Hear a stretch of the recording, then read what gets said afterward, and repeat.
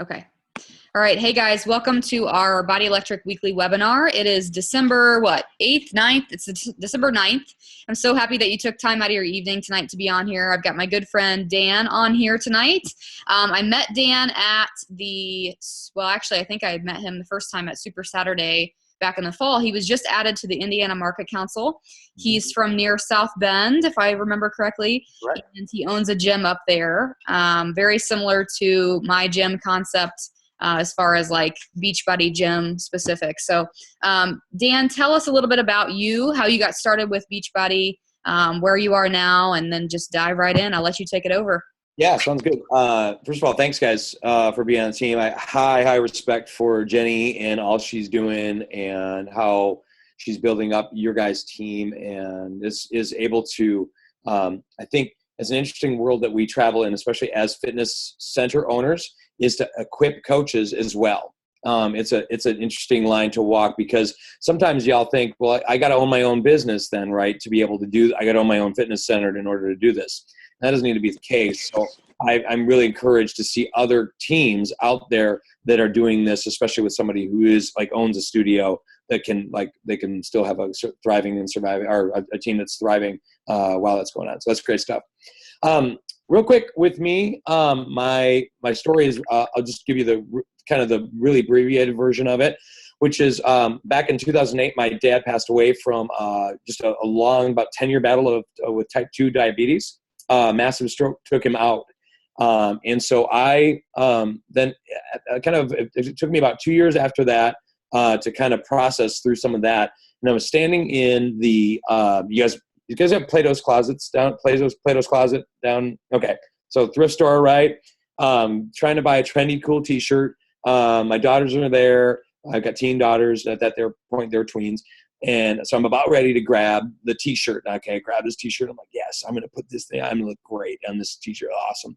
And so I go into the dressing room and I hang it up on the thing, right? And I hang it up on the little hanger thing. The shirt comes off. Okay, not to get too graphically visual here with you, but everybody does it, right? When you go into those rooms where you hit into the dressing room, you got the full length mirror and the lights sort of decent. So you at least have to do the assessment, right? You have to go, okay, how am I doing? And it's like you're checking, okay, is everything jiggling or what, and all that kind of stuff. So anyway, I get into that point and I look in the mirror and I saw my dad, right? I was like, wait a minute, I look pretty much like my dad. And the beginnings of heading down the road to pre-diabetes. Okay. And the pre-diabetes, one of the symptoms is that sort of, if you guys know this, so I've never been like a fat guy, right? Kind of what we call skinny fat. And particularly with a lot of diabetics is the belly fat starts to go, and I would call it, with my dad, he used to call it kind of the orangutan belly, happened with him. And so I saw that develop and I was like, oh my gosh, it's me. I'm my dad now. And the biggest thing about that is that hit me, and you guys can probably maybe relate to this, is that it was not so much about the destruction that happened to his body, but it's the kind of the lifestyle that I saw my mom and dad have to live because of my dad's situation. So that last 10 years when they were like, hey, retirement, and we're going to just travel, and it's going to be awesome. We have all this freedom. It's going to be great. And flexibility. We can do all. Didn't happen. Doctor's appointments, pills, amputations, just to get graphic with some of the stuff. So that was the deal. And because I love my wife so much, I said, I'm not going to do that to her. It was more my why when it came to the physical fitness side of this was my why, is I did not want to do that to my wife. And I said, no, it's that Gandalf moment. You guys all seen like Lord of the Rings, right? You shall not pass. I kind of like drove the stake into the ground, and it was with P90X. So I said, I'm going to do this. P90X, I'm going to give this thing a shot. And I started and I failed miserably. Remember that first workout, right, guys? If you guys did your first workout of any kind of thing, you did. And it literally, if you guys know P90X, number one, it's chest and back as your first workout. And you get on it and they like, okay, so I'm doing push-ups. He's like, yes, okay, now you're going to do push-ups. You're going to do as many as you can, whatever. And I'm like, you want me to do more than 10? What? I was dying. And then the pull-ups came. Disaster. I could do like 2. And so in the beginning process, it was awful. But I kept going, kept pushing play. Didn't get a whole lot of results ultimately because I didn't pay attention to my nutrition. Figured, I guess I need more cardio in my world. So I did Insanity. I literally did the whole 90 days of P90X religiously. Sort of okay results. Then did Insanity, did 60 days of that. I was like, oh, I'm going to need more cardio. Finally, I figured out I needed help. And that's when I got a coach, okay? And that's about just the time that Peanut 2 came out. Had a great transformation with that, ended up with Shakeology. Such a believer in Shakeology, guys, as it should be, I think, a fourth vital behavior is its own. Like there's product of the product, and then there's a product of Shakeology. I'm just real because I love it so much. It's the best thing since sliced whole grain bread. There you go.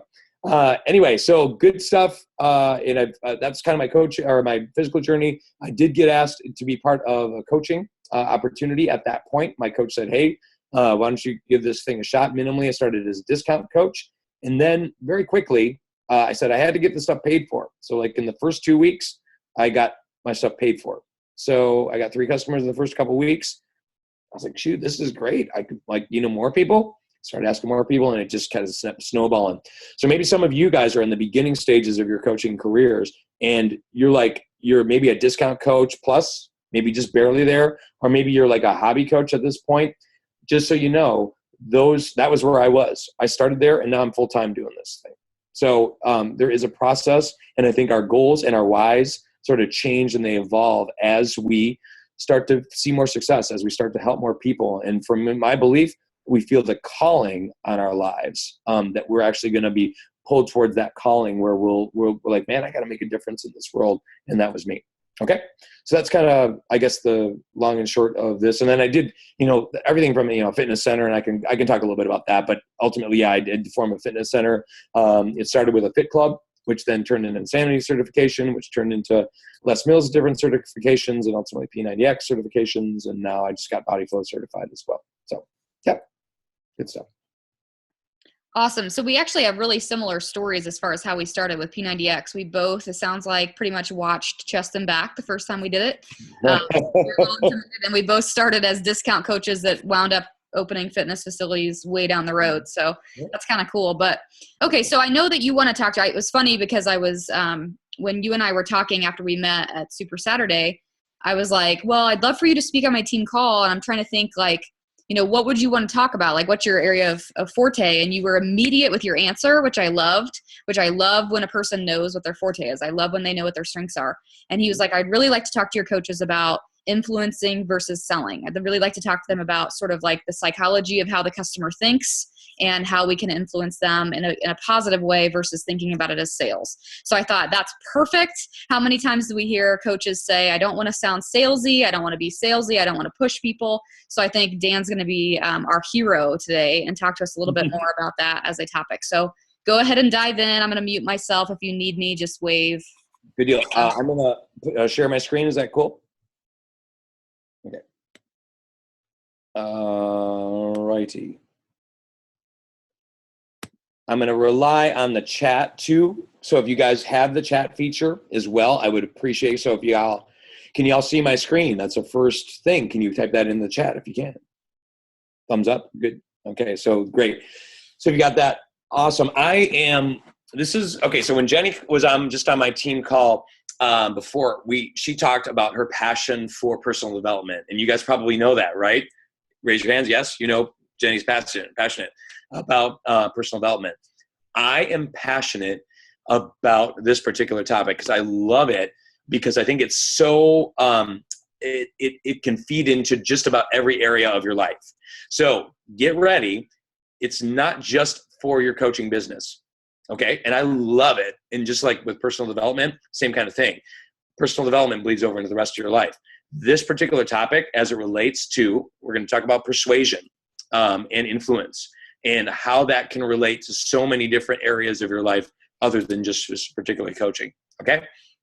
So who can relate, guys, to this particular picture as the art of persuasion? Let me persuade you on my sweet car here. Okay. And everybody knows it's that car, kind of greasy car salesman, or has anyone, okay, how about this, guys? Anyone, you can shout it out in the chat if you want to. Anyone ever been accosted by the sea salt people in the mall who want to put salves on your hands, right? Anybody? Like, you ever get that, right? Totally. Right. So that's that persuasion. Well, let me tell you about this thing that I've got to do. I'm going to sell it for you. It's awesome. It's going to be great. Ugh. And that's where you kind of feel greasy, and it's like, and you avoid them like the plague because you can see it, right? You can see it come running. So here's the deal. I want to switch us over from the idea of being salespeople, even though sales is involved. Okay. So turn us and flip it in your brains from being a salesperson to becoming an advocate. Okay. And there's a very big difference. If you've ever gone into an Apple store, you do not get the Dead Sea salt person feeling when you go into an Apple store. They, for the most part, are your advocates. So what do? Hey, they're asking you some questions. What are you looking for? Hey, you have any questions about that? And they're very helpful, trying to basically get you, there's a purchase potentially at the end, but their goal isn't like to close the deal right there. It's all about relationship. And that's really critical, and I'll talk a little bit about that as we move along. So persuasion, let's talk about this real fast. Definition, this is technically the Wikipedia version of this, the action or fact of persuading someone or of being persuaded to do or believe something. Okay, so our goal is ultimately to help people with belief. 2 levels, check this out. Number 1 level on this is belief in the products, which is why it's so critical, guys, for us to be coaches who live out that vital behavior that says that being proof that the products work. If we are living that out and we are using our Shakeology on a daily basis and we're working out using a program, making sure we're not kind of dabbling. Just going to say this, guys, this is a quick side note. And I know Jenny even talked about this on our call as well, because I would just second this idea is that using Beachbody on demand and kind of just shuffling through and just kind of going, whatever, something today, hop in betweens. That's not the way I think it was meant to be. Follow a program, because a program, you're bringing a proof of the product works, and the products work as a full solution versus a little bit of Insanity today, a little bit of Brazil butt lift tomorrow, a little bit of Body Beast, and it's like, well, that doesn't really actually get you any progress. Or it does get you some progress, but not the kind of progress we want. Okay, side note. So being proof that the product works. So they're going to believe, guys, that the products work. And here's the deal. You need to give them proof. So if you're not on a regular basis, ultimately sharing some kind of success stories. So, and they don't need to be your own, especially if you're a newer coach. You don't maybe have a ton of people who are getting success. So you find those people on your team and you can just almost treat it like your own. It's like, well, hey, there's this person on our team and they've got great success. Here's what they did. This is a story. Hey, let's give a shout out to them. And honestly, the people who are following you, they're like, wow, it pretty much looks like you're helping them. And that's not being dishonest, because you're just saying this person on our team.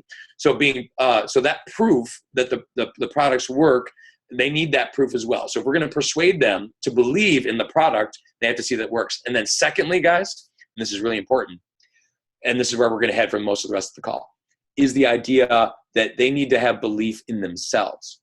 Because most people, and especially like let's say 21-day fix, right? Results. If you had any of your prospective customers say, hey, okay, do you believe that this potentially works? This thing works. And if you sent them a video or sent them to, hey, go ahead, by yourself, go ahead and search YouTube, 21-day fix results. Go ahead and search it. How many billions? Like literally, there's thousands of people who have results from 21-day fix that would give them proof that it works.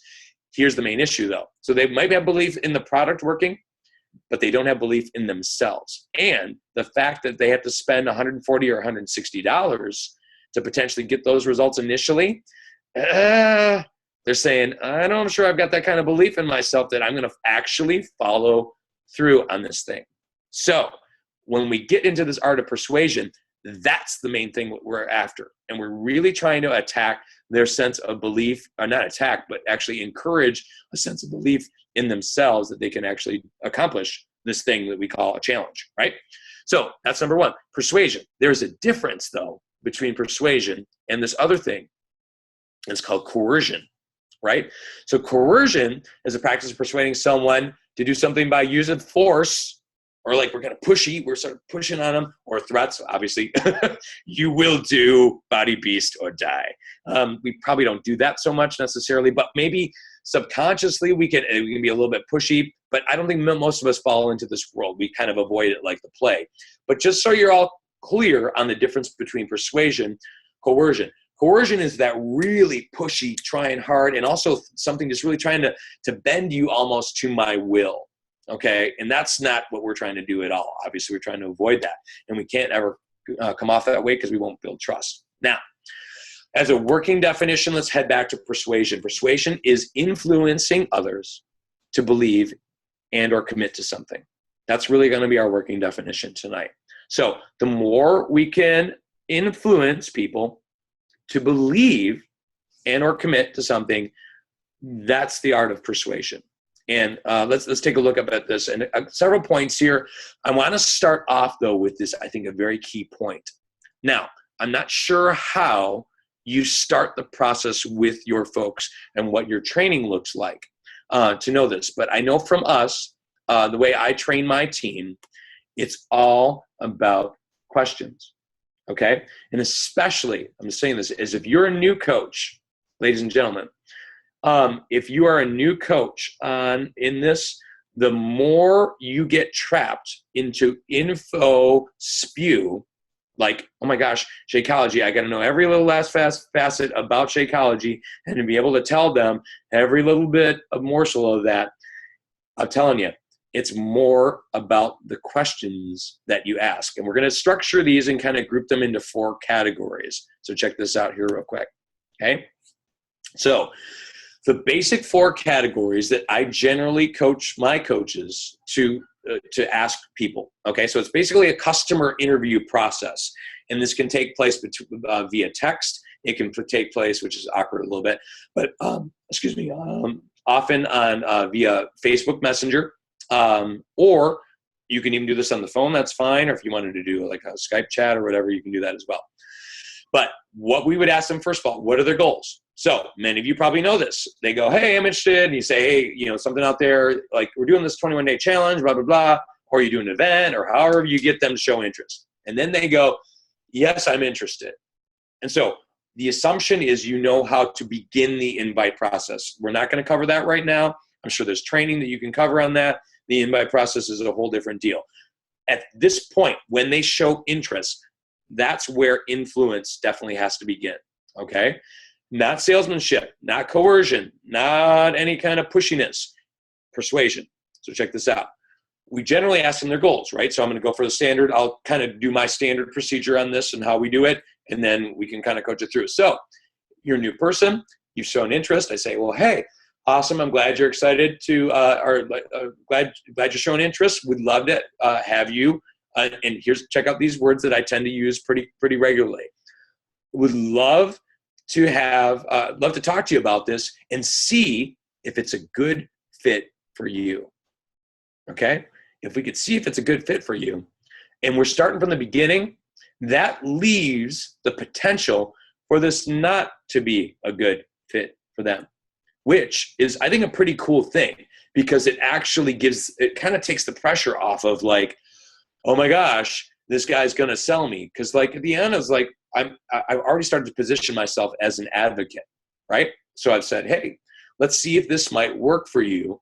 And I'm going to ask you a few questions. Is that all right? And then, so that's my first question. I've already asked them permission to ask them questions. Wait a minute, you're blowing my mind. You're asking me you right? Because we want to get them to say in the habit of trusting us and saying yes to us. So right from the beginning, is it all right if I ask you a few questions? Sounds good, great. So what are your goals? What if at the end of this process, maybe let's say it's a 21-day, or what are your bigger picture goals? What are you trying to accomplish with health and fitness? Okay, great. Then they mention, oh, I'm going to lose 25 pounds. I want to lose X amount of inches, blah, blah, blah, all that kind of stuff. Great, you can affirm that. That's awesome. Sounds great. Those are great goals, and definitely doable. And we've had, and especially if you've had people in your experience, we've had people get those kind of results. So you're like saying, hey, this is proof. Yeah, we've had people get those kind of results. It's been great.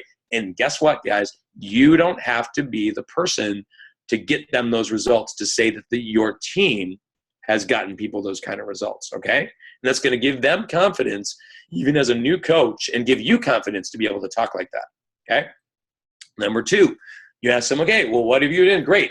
So what have you been doing recently with exercise? So what have you been doing maybe to get towards that goal of losing that 25 as regards to, or with regards to exercise? What have you been doing? Have you been doing anything? And it can be nothing. That's okay. So they tell me, well, I've been doing Pilates a couple times a week. I like to go for a little jog, or maybe I walk or whatever. I walk my dog. Okay, great. That's good to know you're doing something. You're at least being a little bit active. You're trying to move things along. That's good. And then just affirm that. That's great. And it's in what you're doing.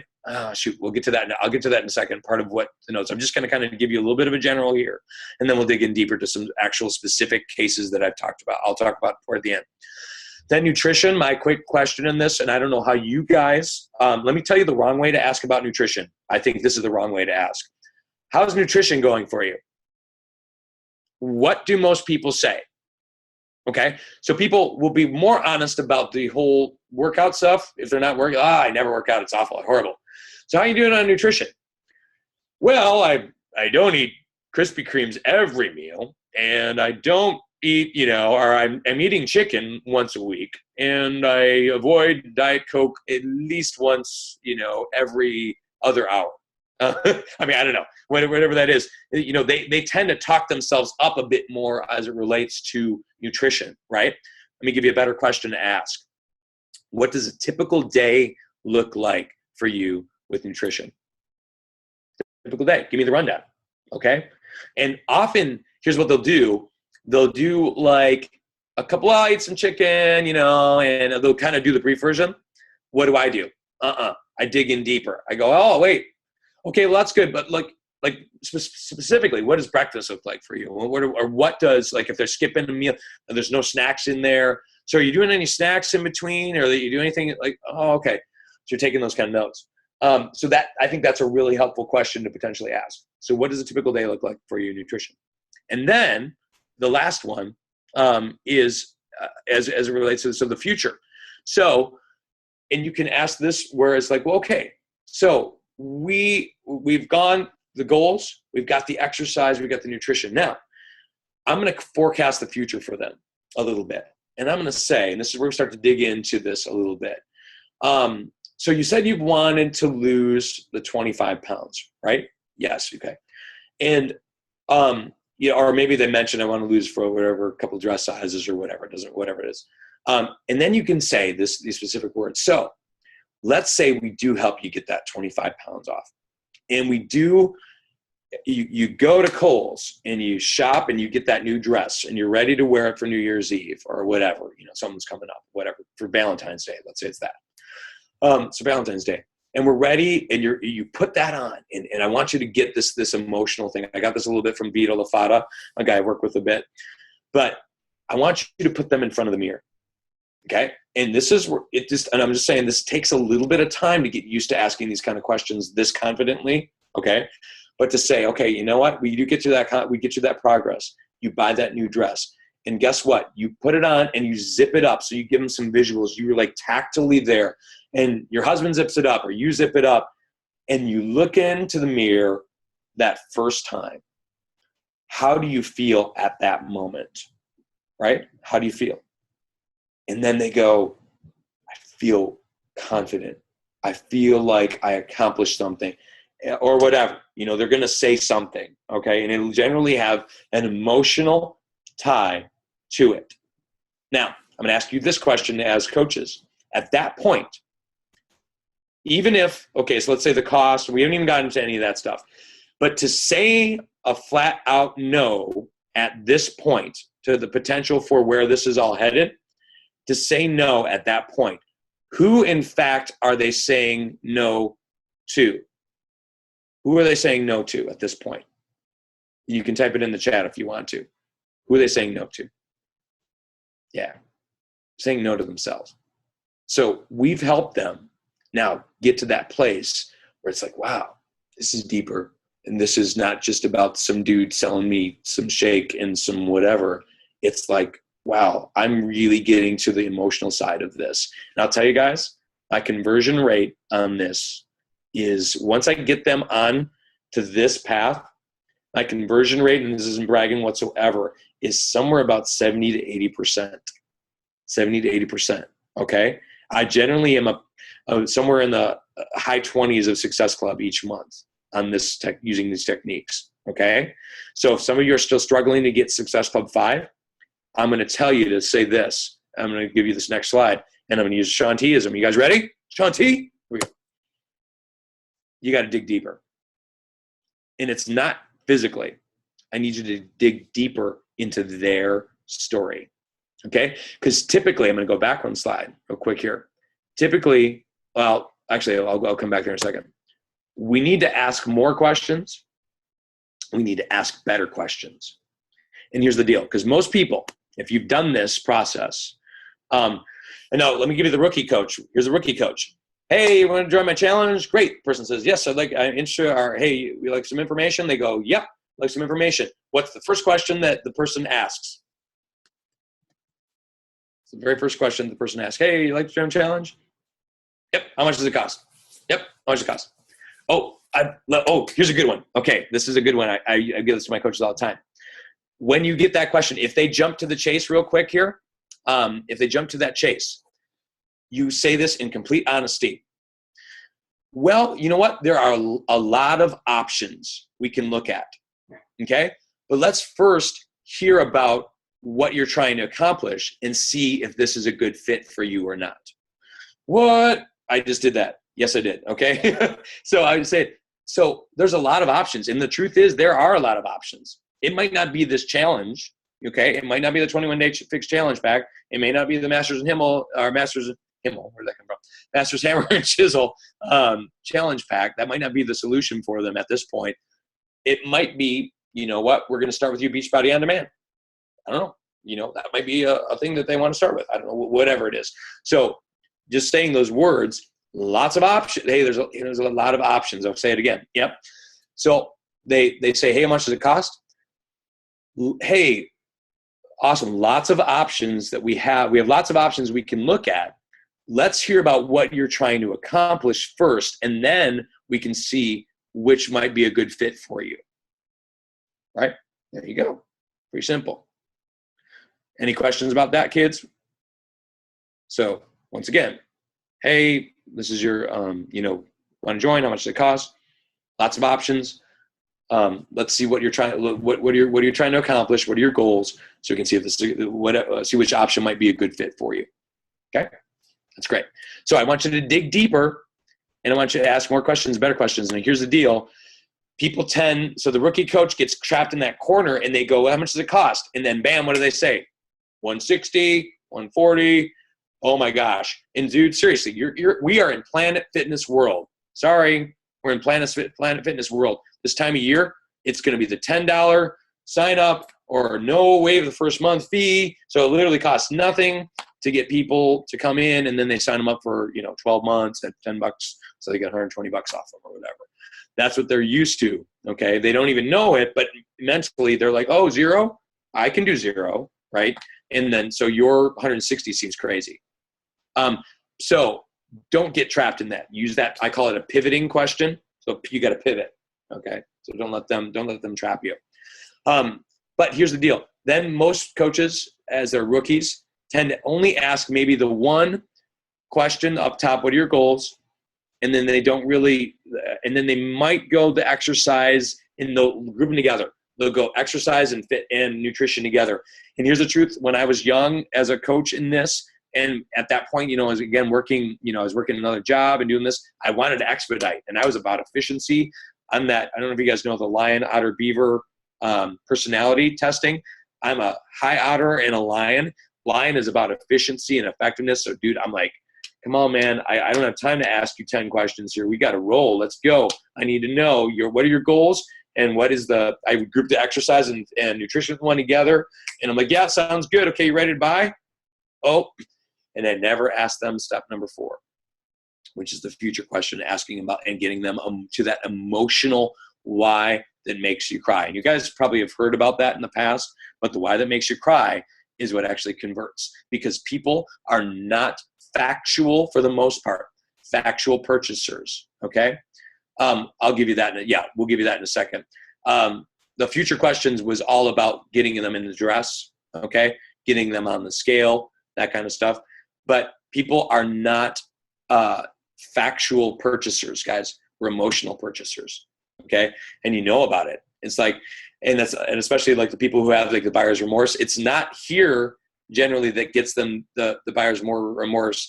Initially it's here. They're like, oh my gosh, I want this thing. This sounds great. And then later they think about it. It's like, oh crap, man, what did I do? But so what we're trying to do is to help lead a little bit of the heart, which is influence, not coercion. Again, it's influence. Okay. Kelly or Katie, just remind me as we go here. I'll get to that in just a second. Okay. As it relates to helping people with influence, and as it relates to helping you influence them towards their goals, right? You've established what their goals are, and you know what those are, and you know what they've done. You know what their exercise has been looking like. You know what their nutrition has been looking like, and you know what they're struggling with. So here's the deal, especially if, like, as it relates to maybe exercise, and they're struggling with exercise, they can't get it in. They maybe walk their dog twice a week because they're just too busy, right? So to give them P90X, the original workout, and say, hey, good luck with that, dude. That hour and a half yoga is going to fit totally into your schedule. That'd be silly, right? So what we need to do is help them find ultimately a solution that's going to maybe line up. Check out how we'll do that in a second, or we'll look at that in a second as we get to the actual studies at the end. I'm going to show you a couple cases, okay? So what do they value? Intrinsically, extrinsically. Some of this is where you can maybe, if you know them, or just honestly do a little bit of Facebook stalking. You can do a little bit of that, maybe what they value. It's like if they're taking pictures of their cars and stuff, or they've got like, they've pinned like a bunch of dresses or jewelry, I don't know, whatever. So it's kind of that extrinsic motivation. They like that sort of just knowing that might be a cool thing, or maybe the way they look. Maybe they pinned a ton of images of, people who are like sweaty workout pictures of really ripped women. They're all ripped. So, wow, look is important to them, right? They want to look good. They want to do that. Or maybe they're all about like the nutritional side. Maybe their posts are like, healthy recipes, eating clean, just like they want to move in that direction. And you see some of that. Kind of figure out what do they actually value, or do they really value their family? Like if they're always posting, and here's a really big one, especially for a lot of this guys, and you probably are maybe have been there. Initially, a lot of people, as it relates to Facebook, they hate photos of themselves because they don't feel like they're their best version of themselves, and so they want to hide. So what do they take pictures of? And they post their family, they post their dog, they post their, it's like anything that's not me is up on my Facebook because they're kind of embarrassed. It's like, man, how did I get to this point? So ultimately they are valuing their family. That could be another clue that you're going to want to use and know. So maybe they value time, maybe they value money, different ways that you could potentially influence them, status, kids, health, etc. Okay, so having a little bit of prep ahead of time can help you. You don't have to have this step. This is a little bit sometimes overkill.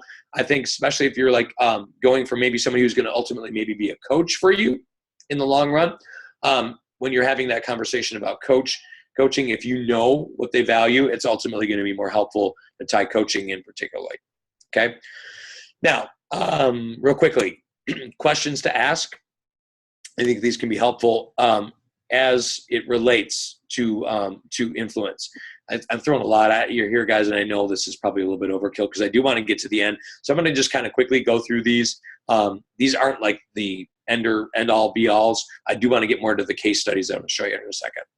Okay, so what personal benefits would the person benefit with the change? So they join a challenge. What personal benefits would they get? They're going to feel better. They're going to look better. They're going to fit into the dress, whatever. Okay, so there's a personal benefit there. That's a great question to ask, okay? What benefits would be passed on to others around them from this change? So maybe they're a mom, a stay-at-home mom. Are you going to be less cranky with your kids? Are you going to be a better mom to them? Are you going to have more energy when you wake up in the morning? Are you not going to be slamming like 15 cups of coffee a day so you can actually be in a good mood? Are you going to actually want to go out on a date with your husband on Friday night because you're going to be so exhausted? You know, those kind of things, potentially, all right? Benefits for people around them. What consequences could occur that if they don't make a change? And this is the brutal and honest truth. And if you can root this back to any experience in your life, guys, so for me, it's part of my why. Often I'll do this is go and know where these people are headed. I just used this with a lady not too long ago. She knows where she's headed. She knows where she's headed with her health choices. She knows. And I told part of my story is that I knew that if I continued down that path, I was going to ultimately put my wife in a situation where she's going to be my caregiver, and I was going to probably end up being a diabetic. And then I know where that all heads based on my dad. It's amputations, it's strokes, it's awful. I know where that's heading. How about you? How do you think, and her husband, I said, how do you think that's going to affect him? And she's like, yeah, it's awful. It'll be bad. And that really helped her get on board, and she's doing challenge. So that's good stuff. Fourth, what deadline can I give? And what's the reason I can give to hit it? So please don't do it helps me hit Success Club deadline. That's the worst. It's that is like losing every bit of credibility. That would be like the Apple Store guy taking you to the end of this process of potentially buying this MacBook and going, you know what, if you get this now, it would really help me because I'm going to hit this sales quota and it's going to help me get this reward. So I get this special note from the president of the company and it's awesome and I get a cool t-shirt. That's the worst, okay? Just saying. Don't say this month, hey, can you do this for me because I'll get the Sagi bobblehead. Not a good way of persuading somebody, okay? Just saying. But what deadline can you give? And here's the cool part. If you have a challenge, you're going to have an opportunity to invite to a deadline because they have to order before the challenge hits, right? So, hey, we've got this new group and, oh man, there's a whole nother call we could cover on this potentially about personality types. And I mentioned that earlier. A guy named Gary Smalley it's called the Lion, Otter, Beaver, Retriever personality profile test. It's free. And if you understand that, I'll send that on to Jenny, a link that you can check on that. It's kind of like the GEMS thing that Danny Johnson did, but it's free, and it's really easy. And if you know what people value, then you can know how to kind of appeal to them. And the way you would appeal to a lion is different how you would appeal to a beaver, just depending on how, and it really ties into persuasion. I took my whole team through it, so everybody understands their personalities. Highly suggest, and it's free. Okay? So in all of this, kids, what we're doing is we're listening and we're taking notes on these questions. So you've sort of gone through this process, like we said, goals. What are they doing for exercise? What are they doing for their nutrition? And then what do they value at the end of that? How do they feel when they get into that dress? And you've taken all of those notes. And then when it's time to position this stuff, you go, oh, hey, it sounds like this could be a potential good fit for you. Now, I'm going to actually take you through a scenario here. Here's a customer. She's a working mom. She doesn't have any time because she's always working.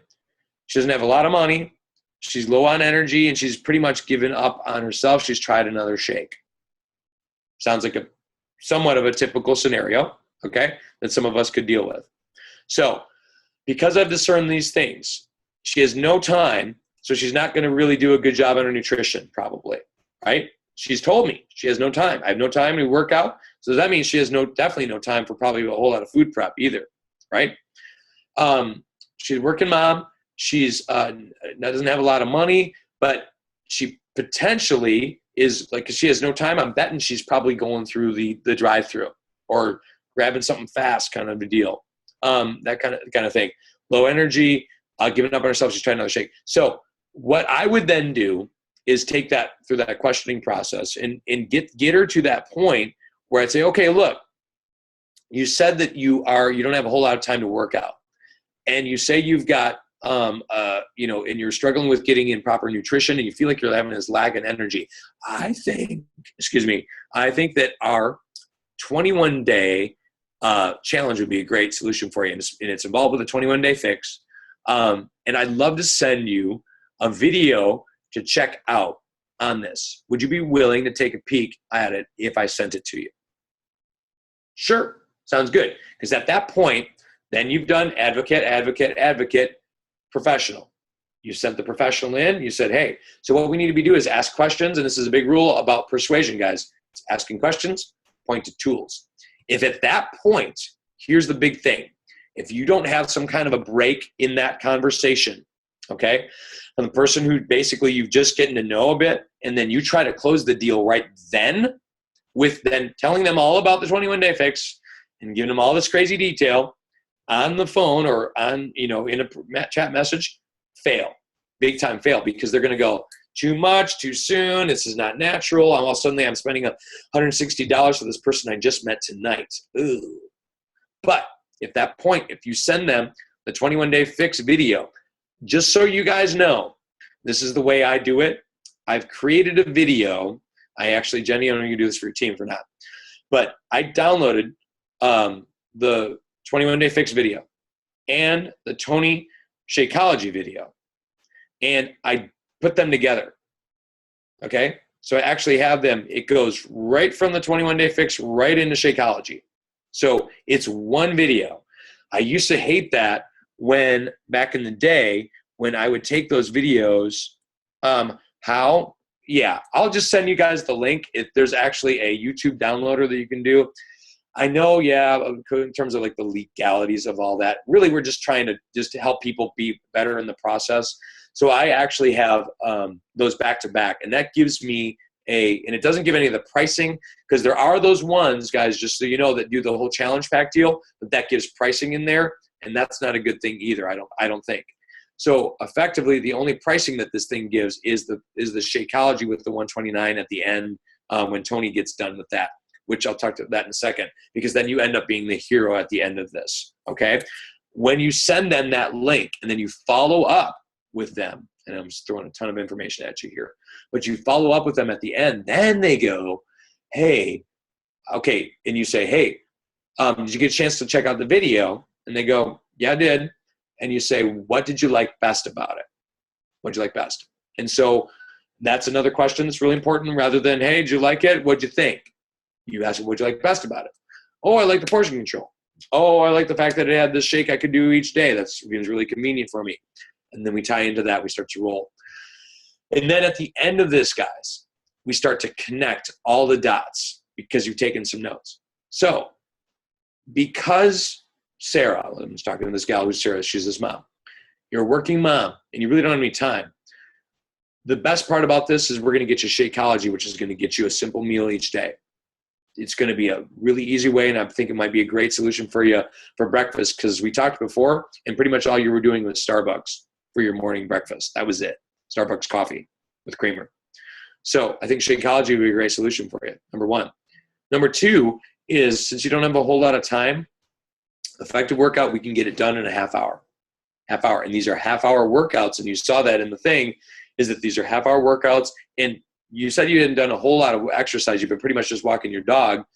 There's a lot of modifications that we can get you going, so you'll be successful right from the get-go, okay? And then the fact is, you said you had low energy. So what we're going to try to do, Shakeology is going to give you that energy, plus the portion control, as we help you make sure you get 5 smaller meals, okay? And we'll help you with the meal planning on that, simplify that for you. You're getting those 5 smaller meals. You're going to have energy throughout your whole day. Your metabolism is going to be rolling instead of having that up-down crash kind of a thing. So based on all of those things that you talked to me about, and the fact that this 21-day fix sort of lines up with a lot of those, if we got you those results and we got you in a support group to kind of help you do this, do you think this would be a win? You think that would be a win for you? And they go, yeah. Right? I mean, you've kind of like said, these are your problems. I'm helping you solve them all. Right? And if you just are listening well enough to find those little tidbits in their story and then attaching them to our solution, not just attaching to our products, but to the overall solution, right? Which is including like the support group, your help too, right? In all this. So you've helped them make that process and make that kind of a connecting the dots of my problems, their solution. Bang, fits, advocate. Wow. Okay. I've talked enough with this person. I think I trust them. And again, then you at the end, you're the hero. Check it out. Well, you saw the price of Shakeology, and I have specific scripts for this too. You saw the price of Shakeology. So here's the deal. There's a special bundle price right now, which is kind of a cool deal, which gets you saves you about $70, and it gets you this total thing, including all the food containers, and you list it all: food containers, Shakeology shaker cup, food guide, workout DVDs, bonus DVD, food plan, workout calendar, all this stuff, and the 30 days worth of Shakeology, and you get all that, and it only costs $160. So it's only like $30 more than just the shakes alone. So it's a pretty amazing deal. Yeah, that sounds pretty good. Wow. Okay. And then they get to that place where it's like, okay, sounds great. Are you ready? You ready to commit? And then you can kind of go through that committal process at that point. Okay. So we've asked them all these questions, and we've helped them ultimately then line up their problems with our solution, or we kind of positioned the thing correctly. Okay. Any questions about that? I was going to go through scenario 2. I don't think I have time. That was more of a coach scenario that I used on my last one. So the big deal here, guys, is asking more questions and better questions is going to be helping you to build that relationship as the advocate. And then when it's time, they're going to trust you. You ask those questions and you point to those solutions. It really, really is a kind of a 1-2 punch. And at the end of it, they're going to feel like they trust you because you're in their corner trying to discern. And let's say they say no right this month. You guys all know no doesn't mean no forever. It just means no for now. So then you put them on your list. You have a follow-up. Hey, we'd love to, it sounds like it might not work out for you this time, but maybe next month would be great if I followed up with you next month. Nobody turns that down. Nobody turns that down, the follow-up for the next month, because then effectively they're giving up on themselves next month again. Okay.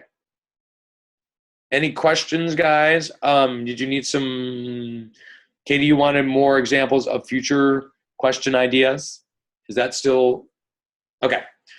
So we mentioned like future questions. So let's say they're getting ready for, it's a mom of a bride, right? Her daughter's getting married.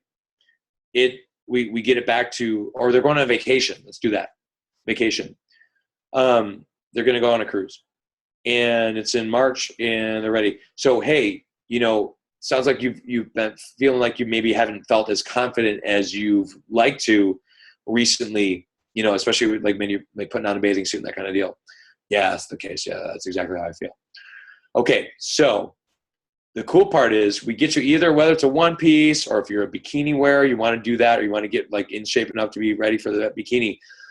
You put that thing on, and I don't know, your husband, your boyfriend, or whatever, kind of looks at you like, wow, awesome. How do you feel at that point? Yeah, helping them visualize. Absolutely. So we have to get them to that place of visualizing whatever that is. Or even this, even if it's just numeric, they've got something in their head. It's like, I've got to be under 200 pounds, right? That's like the mini goal. They're at 240 or whatever. I just want to get under 2. Let's say we get you to that place and you hop on that scale and you see 199 staring you in the face. What do you say to yourself at that point? I can do this. I can do this. That's what they say. I made it. I am not a slave of this thing anymore. I'm more in control now. I actually followed through on something. Trust me, guys, I'll tell you what. I talked to so many, and I'm just saying, and I'm not saying the guys struggle with this too, but women on this particular issue of I view myself as a failure. I failed school. I didn't live out my dream. I ended up going to a lesser college than I wanted to, or I didn't go to college, and I'm doing a job that I really don't love. So it's all this series of fail. And they've also done it in everything they've ever tried with nutrition or diet or anything. They've always failed. And so they need a win. And here's the deal where you can stand in the gap, ladies and gents here. I don't know if there's any gents on the call. But you can stand in the gap and say, we are going to get you a win. And I'm committed to helping you get that win. I'm committed to you to be able to get to that goal of 190 or whatever it is. Get in that dress, get in that bikini, whatever you want to do. I'm committed to get you that win so you can feel successful, because that's what we are. My job, and you guys, you may have heard this phrase before, I believe in you.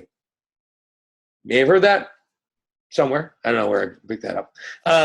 It might be printed on a t-shirt somewhere. But anyway, that's what they need.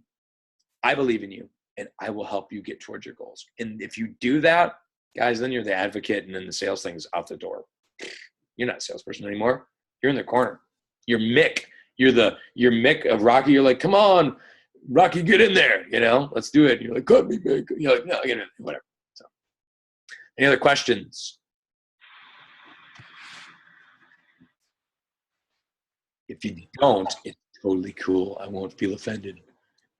I love it, Dan. You guys can obviously see why he's so successful. And I just wanted to make sure that I chimed in here at the end and said, how many of you guys have heard some of these questions before? How many of you were asked these types of questions by your coach, or where have you seen them? Right? So like all I could keep thinking about was, and Dan, you don't even know this, but we have a team website that we have that has some content on there that is shareable. And we actually have what we call a soulmate workout form, which asks people to give information. One of the first questions on there is, what is your current exercise plan? The second question on there is, what does your current nutrition look like in the form of your day? What does your day look like with your nutrition? We also have a nutrition assessment form that digs deeper into people's nutrition. And so the reason those were created was for the new coach who doesn't know what to ask to be able to send somebody to that type of questionnaire to dig deeper, so that then they can have help from their upline coach in setting somebody up with the right program, because they're therefore setting themselves up for success because they're asking the right questions. So we have those types of things in place. But I think I was talking to Jennifer or somebody this week or last week, and I was telling them, I think that we should use those forms in certain scenarios. So today's a great example. My husband, Chris, is a school teacher. He was sitting at lunch today, and one of the teachers that was sitting at lunch with him said, I really need to get in shape, but I have no idea where to start. Mentioned that she wanted to get started on her fitness and was asking him about me and about challenge groups. But he's in a room full of other people. There were people talking about different things at one time. And so the best thing that he can do in that scenario, especially in a quick moment, is to say, hey, I'm going to send you a link to this soulmate workout form. It's going to ask you some questions about your nutrition. It's going to ask you some questions about your fitness. And then once I get those answers, I can better help you make sure that there's something that fits your needs. It goes back to your initial statement of, let me make sure there's something that's going to work for you, right? So I think that's an appropriate scenario for that.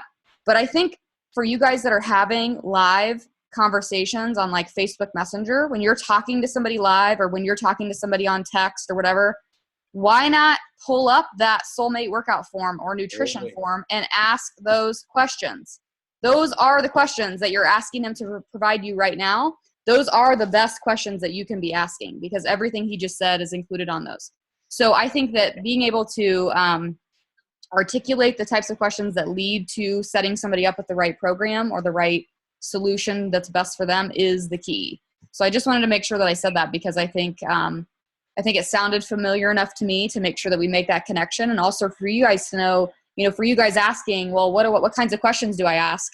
Well, if you don't want to send somebody to that form, ask the same questions that are on the form. And most of the time, those questions are even in the right order for you to ask. So I love this. I love the topic. I think it's something that we definitely need to, keep learning about, because I think the more we can really just put the emphasis on listening to what they have to say versus us doing the talking, the more likely we are to succeed with it. So, and I would say with regards to the form, just as a note, don't let the form be a complete crutch either. Okay. Right. So you have to still process with the form, because I've got that too. Yep. it's important to make sure that you still talk through the questions with them. Otherwise, the relationship does not form. So the form does not replace form, right? FORM. That doesn't. Yeah, that's good stuff. Yep.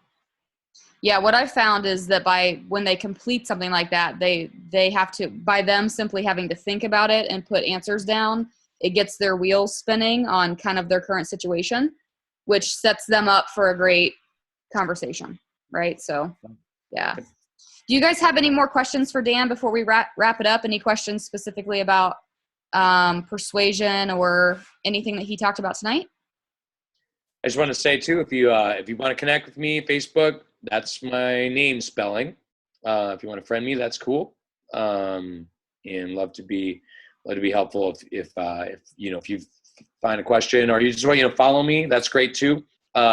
Just for maybe some ideas. If it's always great. Part of the thing I talked to Jenny too about is that when we cross pollinate, I guess between teams, it really helps to get fresh ideas into your team, because sometimes we just get so used to doing things our way, and then it may not always be the best way.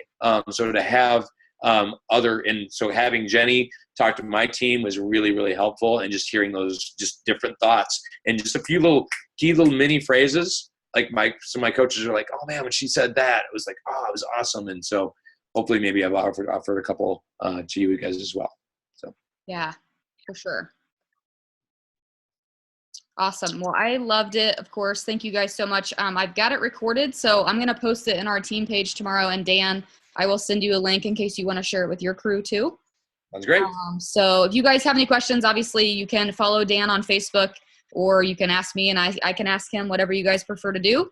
The recording will be live tomorrow. Thank you guys for being on here. Hopefully it was helpful. And thank you to Dan for spending time and energy in just helping educate our team and share a little bit of why he's so successful in order to help us become successful too. So thank you guys so much. Have a great night, and we'll talk again next week. Thanks, guys. Have a good one.